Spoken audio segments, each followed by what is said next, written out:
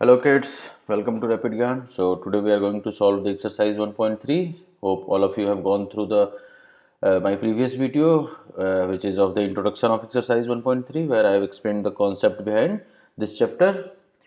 So let's start this solution. Those who have not watched that video yet, so please go and watch that first and then come here and watch it. So you will find the link of that video below in the description section.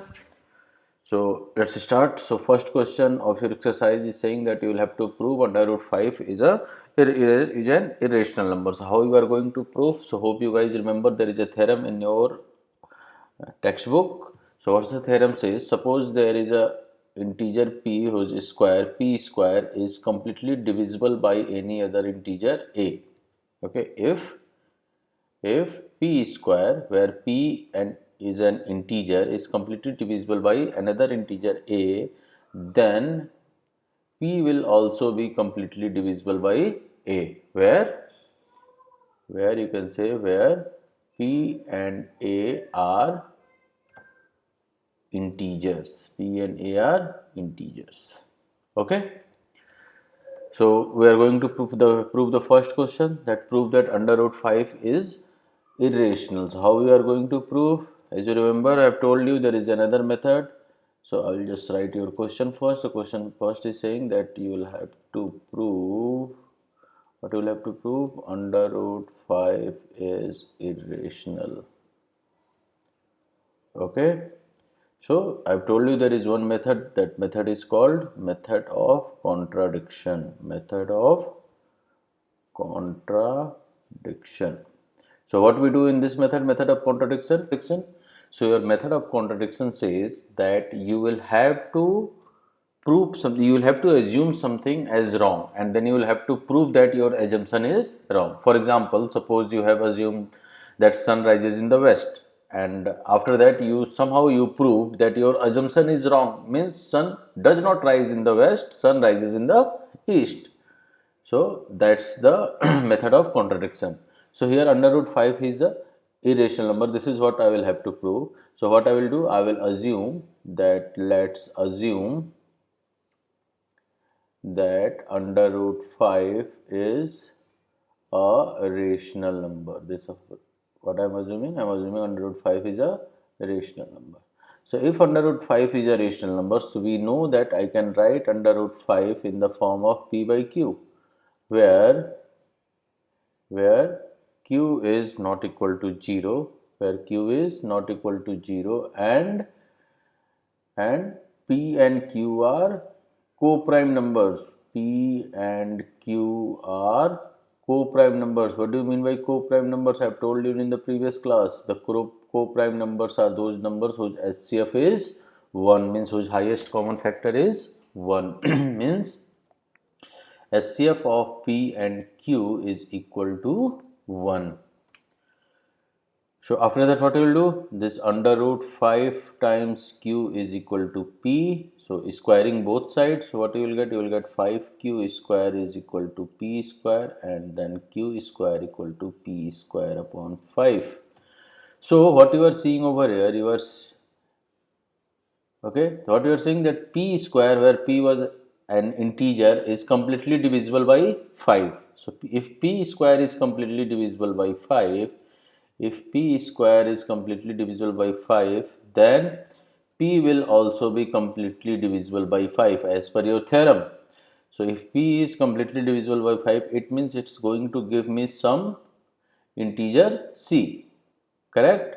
So it means I can write p is equal to 5 times c. So this is your equation 1. So I am going to put this value of p in equation 1. So what will I get? Okay, I will get under root 5q is equal to 5c. Again squaring both sides, what I will get? I will get 5q square is equal to 25c square. I will send 25 this side. So 5q square upon 25 is equal to c square. Okay, so this is 5 5 ja. So from here what I am getting? I am getting c square is equal to q square upon 5. So what you are seeing over here? You are seeing that q square that q square is completely divisible by 5. So it means q will also be completely divisible by 5 as per your theorem. And of course, if it's a completely divisible, so it's going to give me some integer, let's say d. So what will be the value of q? Q will become 5 times d, and from here you are seeing p will become 5 times c. So what will be your HCF of p and q? HCF of P and Q is the highest common factor, which is 5. So 5 is your highest common factor. So you will get your HCF 5. So which contradicts your statement? What was your statement? Your statement, as per your statement, it's saying that HCF of P and Q should 1. But now your HCF of P and Q is coming 5. So why it's like that? So because of the, this is called contradiction. Okay. Why you called? Because in the starting, when we have assumed that under root 5 is a rational number, at that time HCF of P and Q was 1. Now I am getting HCF of P and Q is 5, which is wrong. And why this contradiction arise? This contradiction arise because of our incorrect assumption. And what was our incorrect assumption? Our incorrect assumption was that under root 5 is a rational number. This was our incorrect assumption. So what will be the correct assumption? So correct assumption is under root 5 is a rational number. This is your question number 1. What your next question is saying? Next question, you will have to prove 3 plus 2 root 5 is irrational. Okay. So I will write over here. You will have to prove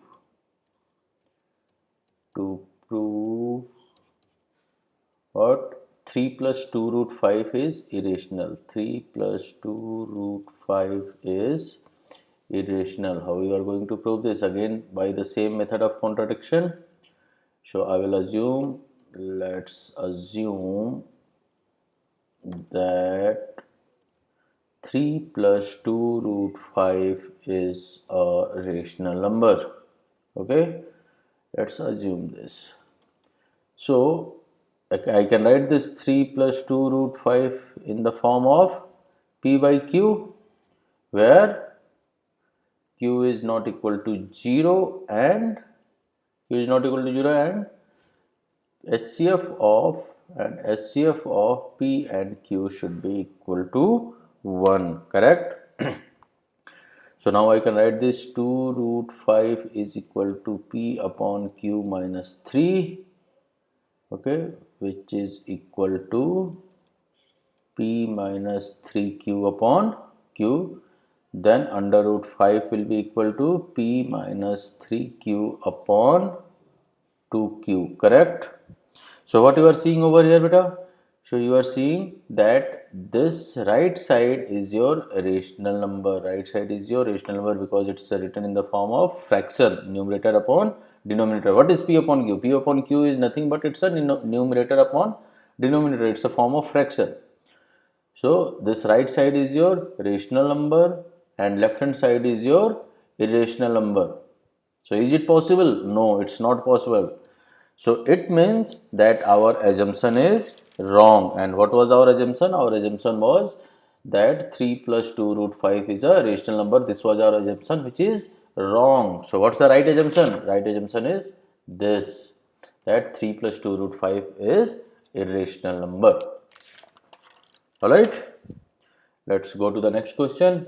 What is the next question? Next question is saying prove that the following are irrational. Alright, so in that first I will have to prove 1 upon root 2. Okay, let's go to the next page.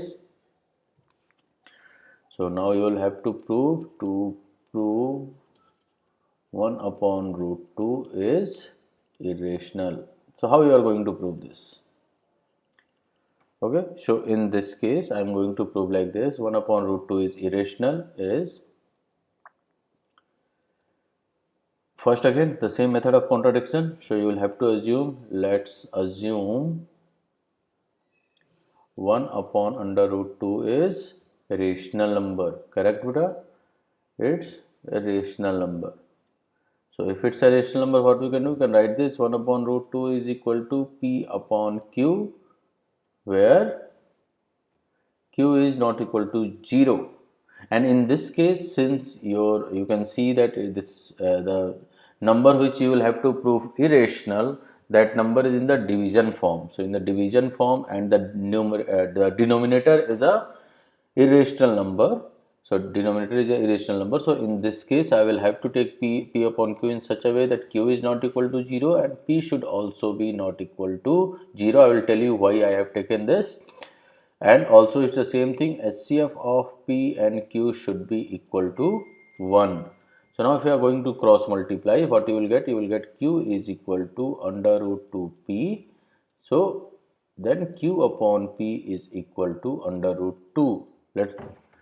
Can you see that? Now P is in denominator. So if P is in the denominator, P also cannot be equal to 0. That's why in the starting also I have taken both Q and P not equal to 0. So now see here beta, this P upon Q or Q upon P both are in the form of, whether I am saying P upon Q or I am saying Q upon P, both are in the form of fraction. It means they are rational numbers, correct? But at the same time, under root 2 we know it's an irrational number. We have already proved that it's an irrational number. Okay. So it means our assumption is wrong. And what's our right assumption? Our right assumption is that 1 upon under root 2 is irrational. That's your solution. What's the next question? 7 root 5. Okay. So here we will have to prove what you will have to prove, that 7 root 5 is irrational number, correct? So again same methods of contradiction, like, so let's assume that 7 root 5 is rational number is rational number. So if it's a rational number, I can write 7 root 5 is equal to P upon Q, where Q is not equal to 0 and HCF of P and Q is equal to 1. So now I will do the cross multiplications. If I will do the cross multiplication, it's 7 root 5 multiplied by Q is equal to P. So what I can say, root 5 is equal to P upon 7Q. So what you are seeing over here, guys, you are seeing that P upon 7Q is a rational number. P upon 7Q is a rational number, where under root 5 is the irrational number. Okay, where under root 5 is the irrational number, which is not possible. So why it's not possible, and why we have come to this conclusion? We have come to this conclusion because our assumption is wrong. So what should be the right assumption? Right assumption is 7 root 5 is a irrational number. That's your solution. Okay, so let's go to the next question. What was your next question? You will have to prove 6 plus under root 2 is the irrational number. So, okay, so 6 plus root 2. Okay, so your question is saying to prove 6 plus under root 2 is irrational. Okay, so how you are going to prove this? Again by the same method of contradiction. So what was your method of contradiction? Let's assume that 6 plus under root 2 is a rational number, So if it's a rational number, I can write this in the form of P by Q, which is equal to P upon Q, where Q is not equal to 0 and HCF of P and Q is equal to 1. So now do the cross multiplication. What I will get? I will get 6 times Q plus root 2Q is equal to P. Send 6 times Q on the right hand side. So root 2Q is equal to P minus 6Q. And then I can say Q is equal to P minus 6Q upon, no sorry, I will say over here root 2 is equal to P minus 6Q upon Q. So what you are seeing over here, beta? You are seeing that on the right hand side it's a rational number because it's written in the form of fraction, which is P by Q. It's a rational number, and under root 2 is your irrational number. Under root 2 is your irrational number. Hence, we can say, so is it possible? No, it's not possible. And why it's not possible? Because of our wrong assumption. Means why we come to this conclusion? We come to this conclusion because of our wrong assumption. And what was our assumption? Our assumption was that 6 plus root 2 is rational number. So that's my assumption is wrong. So what's my correct assumption? Correct should be that 6 plus root 2 is irrational. That's your solution. Okay. So is there any other question left over here? I will see. No questions left. So that's it, guys. So in the next video, we will study the exercise 1.4 introduction part of exercise 1.4. So that's it from today. So please subscribe the channel and also turn on the notification so that you will be notified as soon as we will upload the next video. Also please like and subscribe the video so that the other students who are in need, they will be benefited from this. Okay, and if you are having any doubts, please feel free to ask your doubts in the comment section or send us an email to info@rapidgyan.com, rapid rapidgyan.com. Thank you.